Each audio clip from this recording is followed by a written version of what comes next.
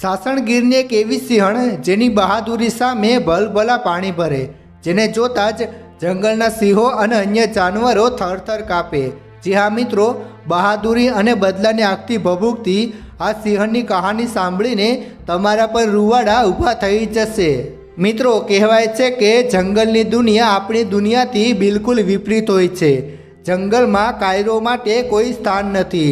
જે શક્તિશાળી હોય છે તે કમજોરોનો શિકાર કરે છે અને જંગલમાં તેનું જ રાજ ચાલે છે।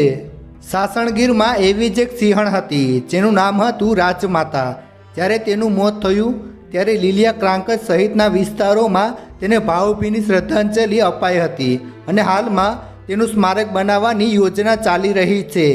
મિત્રો, વાઇલ્ડ લાઈફ ફોટોગ્રાફર રાજન જોશી કહે છે કે વર્ષ 1999-2000ની સાલમાં એક સિંહ યુગલ અહીં આવેલું અને એમનું બચ્ચું એટલે સિંહણ રાજમાતા। અત્યાર સુધીમાં સૌથી વધુ બચ્ચા જો કોઈએ આપ્યા હોય તો એ રાજમાતા છે।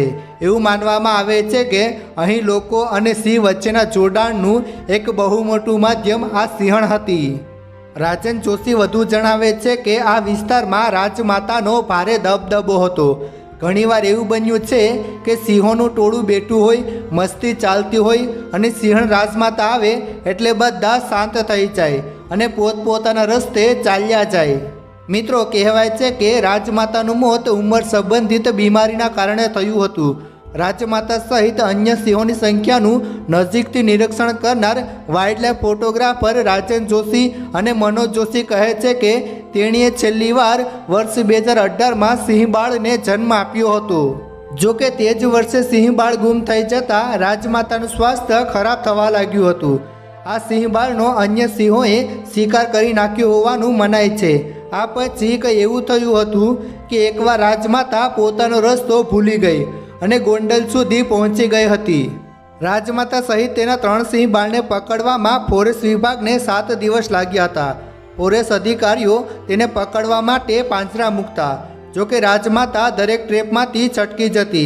આખરે વન વિભાગે તેને ઇન્જેક્શન મારીને બેભાન કરી હતી અને બાદમાં તેને જૂનાગઢ સક્કરબાગ ઝૂમાં લઈ ગયા હતા। રાજન જોશી કહે છે કે એકવાર અહીં ભયંકર પૂર આવ્યું હતું ત્યારે વન વિભાગે આ સિંહણને રેસ્ક્યુ કરીને ધારી પૂર્વમાં છોડી દીધી હતી। ત્યાંથી બચ્ચા સાથે ગોંડલ પહોંચી ગઈ હતી।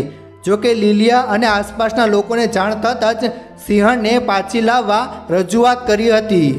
સ્થાનિક પત્રકાર મનોજ જોશી કહે છે કે સામાન્ય રીતે ખેડૂતો હંમેશા એવું કહેતા હોય છે કે અમારા વિસ્તારના સિંહોને તમે દૂર લઈ જાઓ, કેમ કે અમારા પશુનું મારણ કરી નાખે છે। પરંતુ પહેલીવાર એવું થયું હતું કે સિંહણને જ્યારે જૂનાગઢમાં પૂરવામાં આવી હતી ત્યારે લીલિયાના લોકો અને ગ્રામ પંચાયતે લેખિત પુરાવા સાથે વન વિભાગને રજૂઆત કરી હતી કે અમને અમારી સિંહણ પાછી આપી દો અને પછી સિંહણને અહીં લાવવામાં આવી હતી। મિત્રો, સિંહણ રાજમાતાનું આયુષ્ય અંદાજે 20 વર્ષનું હતું અને સામાન્ય સિંહ કરતાં તેનું આયુષ્ય ઘણું લાંબુ માનવામાં આવે છે। એશિયામાં સૌથી લાંબુ જીવનાર સિંહણ રાજમાતાનું 23 ઓગસ્ટ 2020ના રોજ મોત થયું હતું।